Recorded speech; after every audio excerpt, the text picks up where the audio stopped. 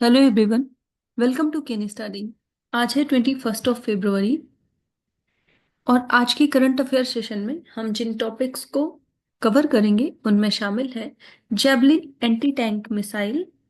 हम देखेंगे कि किस देश से संबंधित है। देन हम देखेंगे अर्थक्वेक सॉर्म के बारे में कि ये क्या है और क्यों हाल ही में चर्चा में रहा है। साथ ही हम देखेंगे पीएम आशा स्कीम के बारे में, क्योंकि अभी बजट में इसकी चर्चा की गई है, इसलिए ये इम्पोर्टेंट हो जाता है। फिर हम देखेंगे अपीडा के बारे में। देन हाल ही में रिलीज हुई बाई एनुअल ट्रांसपेरेंसी रिपोर्ट के बारे में देखेंगे। और साथ ही देखेंगे ट्रेल गार्ड एआई के बारे में कि ये क्या है और क्या इसका उद्देश्य है। सो शुरू करते हैं। आज का फर्स्ट क्वेश्चन है, Javelin anti tank guided missile has been developed by which country. So यहाँ पर आपसे पूछा जा रहा है, Javelin anti tank guided missile किस देश द्वारा विकसित की गई है। आपके ऑप्शंस हैं यूनाइटेड स्टेट्स, रशिया, फ्रांस या फिर China.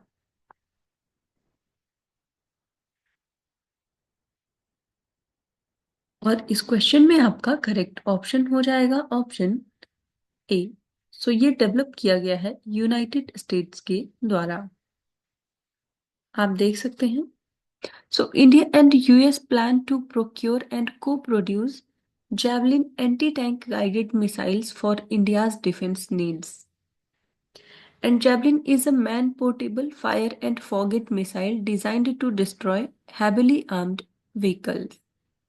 So it was developed by the US defense companies Raytheon and Lockheed Martin. So the missile is effective against main battle tanks, lighter military vehicles, bunkers, fortifications and helicopters. So आपने देखा कि ये जो Javelin anti tank guided missile है ये work करता है fire and forget की जो प्रणाली है उस पर। और ये एक ऑटोमेटिक गाइडेंस पर चलती है। So it can be fired from shoulder और फ्रॉम अ व्हीकल। आपने देखा कि इसको डेवलप किया है अमेरिका की दो कंपनीज हैं जो कि हैं रेथन और लॉकहीड मार्टिन। और इसका जो फुल रूप से प्रोडक्शन है वो शुरू हुआ है 1994 से। और इसने रिप्लेस किया है M47 dragon anti tank missile को। और वर्तमान समय में इसका यूज हो रहा है यूएसए, यूक्रेन और ताइवान में। बढ़ते हैं नेक्स्ट क्वेश्चन की ओर।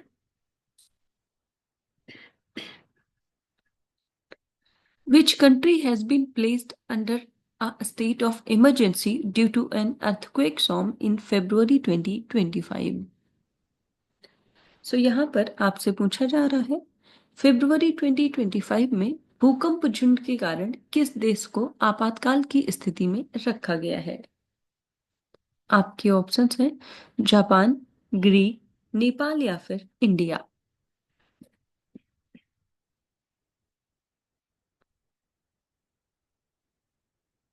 और इस क्वेश्चन में आपका करेक्ट ऑप्शन हो जाएगा option B.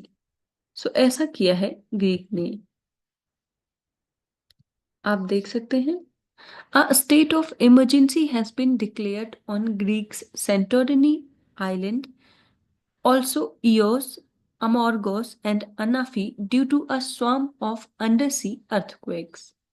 So, an earthquake swarm occurs when multiple seismic events of similar intensity had hit a small area in quick succession. So, ऐसी स्थिति में जब छोटे छोटे कई भूकंप आते हैं तो उनको कहा जाता है earthquake swarm. And these storms often involve thousands of low intensity quakes without a major shock over weeks. And they commonly occur in active geothermal regions where seismic energy builds up and is released in small amounts. बढ़ते हैं next question की ओर। What is the primary objective of the PM ASA scheme? यहाँ पर आपसे पूछा जा रहा है जो पीएम आशा योजना है उसका प्राथमिक उद्देश्य क्या है। आपके ऑप्शंस हैं to provide free education in tribal areas, second to promote organic farming, third to improve health infrastructure in rural areas, या फिर to ensure remunerative prices for farmers produce. तो यहाँ पर आपसे पीएम आशा योजना का उद्देश्य पूछा जा रहा है और इस क्वेश्चन में आपका करेक्ट ऑप्शन हो जाएगा ऑप्शन डी। सो इसका ऑब्जेक्टिव है to ensure remunerative prices for farmers produce. आप देख सकते हैं। So the centre has extended the Pradhan Mantri Annadata आय संरक्षण अभियान scheme until 2025 and 26 under the 15th Finance Commission cycle. And the scheme ensures fair prices for farmers and stabilizes essential commodity prices. So, under the price support scheme, the government procures pulses, oil seeds, and copra at minimum support price through central nodal agencies. And 100% procurement of tur, जिसे हम अरहर कहते हैं, urad and masoor has been approved for 2024 and 25 to boost domestic production. So PM Asha scheme की बात करें तो ये एक अम्ब्रेला स्कीम है aimed at ensuring remunerative prices to farmers for their produce. और इस स्कीम को लॉन्च किया गया था 2018 में।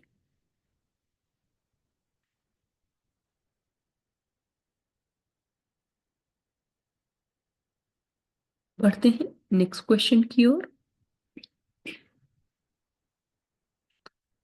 Consider the following statements about the Agricultural and Processed Food Products Export Development Authority.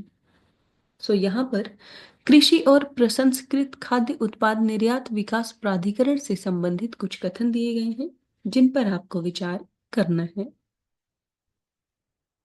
So first statement है APEDA is a statutory body established under the ministry of commerce and industry under government of India. And second, APIDA provides financial assistance and support to exporters for infrastructure development, quality improvement, and market development. And third, it plays a crucial role in implementing the geographical indication registration of agricultural products in India. और यहाँ पर आपसे correct statements पूछे जा रहे हैं। आपको बताना है अपीडा से संबंधित यहाँ पर कितने ऐसे स्टेटमेंट्स हैं जो कि करेक्ट हैं।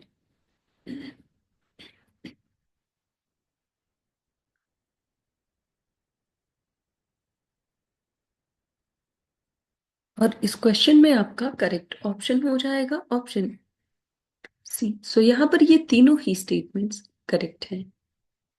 आप देख सकते हैं। So APEDA is indeed a statutory body established under the Agricultural and Processed Food Products Export Development Authority Act 1985 and falls under the Ministry of Commerce and Industry. So it is actively involved in facilitating the GI registration process for agricultural products, contributing to their recognition and protection. So अभी हाल ही में ये चर्चा में क्यों रहा? Because recently APIDA facilitates first ever sea shipment of Indian pomegranates to Australia. So APIDA, in collaboration with AgroStar and KB Exports, successfully completed India's first ever commercial trial shipment of premium Sangola and Bhagwa pomegranates respectively to Australia via sea. So APIDA का जो objective है वो है to develop and promote the export of scheduled products.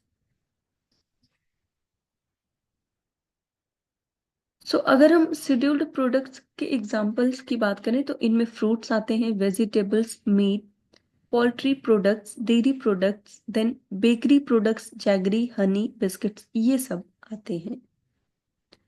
And APIDA also provides financial assistance, information, and guidelines for the development of scheduled products. And it also functions as the secretariat of the National Accreditation Board for the implementation of accreditation of the certification bodies under National Program for Organic Production for Organic Exports. और अपीडा का जो headquarter है वो है new Delhi में। बढ़ते हैं next question की ओर।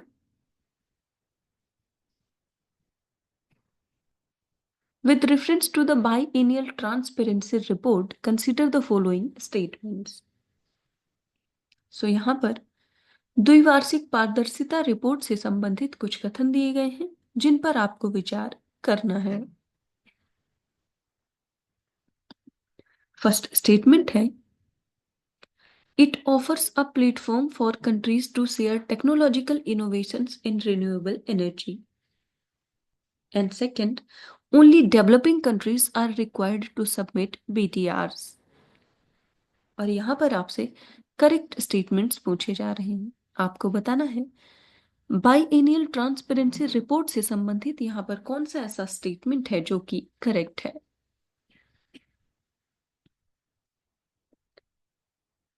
और इस क्वेश्चन में आपका करेक्ट ऑप्शन हो जाएगा ऑप्शन ए। सो यहाँ पर केवल फर्स्ट स्टेटमेंट करेक्ट है जबकि सेकंड इनकरेक्ट है। आप देख सकते हैं। So the biennial transparency report is primarily a reporting mechanism under the Paris Agreement's enhanced transparency framework. And it focuses on providing information about greenhouse gas emissions, progress towards nationally determined contributions, and other climate related actions such as mitigation and adaptation. So, all parties of the Paris Agreement are required to submit BTRs, including both developed and developing countries. However, small island developing states and least developed countries have the flexibility to submit BTRs at their discretion due to the capacity constraint. So Paris agreement की बात करें तो ये एक legally binding international treaty है adopted in 2015 and aiming to limit global warming to well below 2 degree Celsius, preferably to 1.5 degree Celsius above pre industrial levels.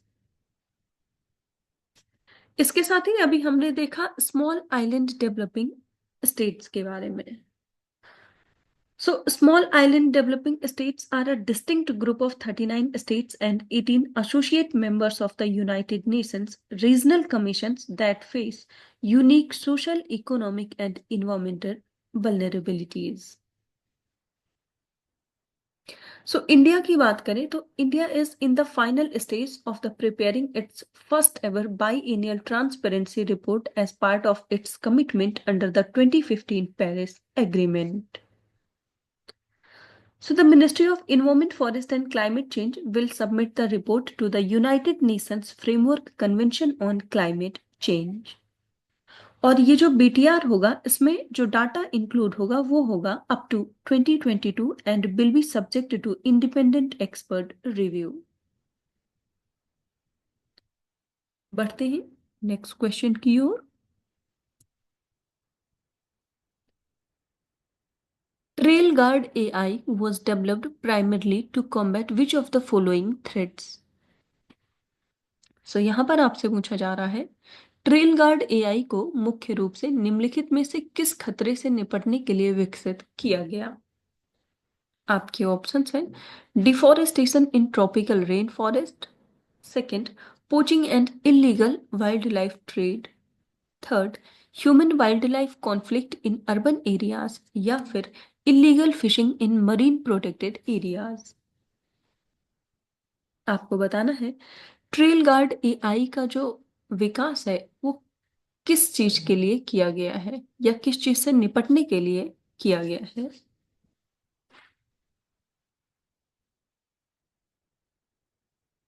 और इस question में आपका करेक्ट ऑप्शन हो जाएगा option B. So it is developed to combat poaching and illegal wild life trade. आप देख सकते हैं TrailGuard AI is an AI-powered surveillance system developed specifically to detect and prevent poaching in protected forest areas. So it uses motion-activated AI cameras to monitor wildlife corridors and instantly alert forest officials about illegal human activities, helping combat illegal wildlife trade. While deforestation and human wildlife conflicts are significant conservation issues, TrailGuard AI primarily targets poaching networks rather than general environmental threats. So ये अभी चर्चा में क्यों रहा? Because Simlipal Tiger Reserve is the first reserve where TrailGuard AI system has shown success as an anti-poaching tool. और आपने देखा कि ये एक end to end camera based alert system है जिसको डिजाइन किया गया है for enhancing wildlife conservation and promoting human wildlife coexistence in remote areas.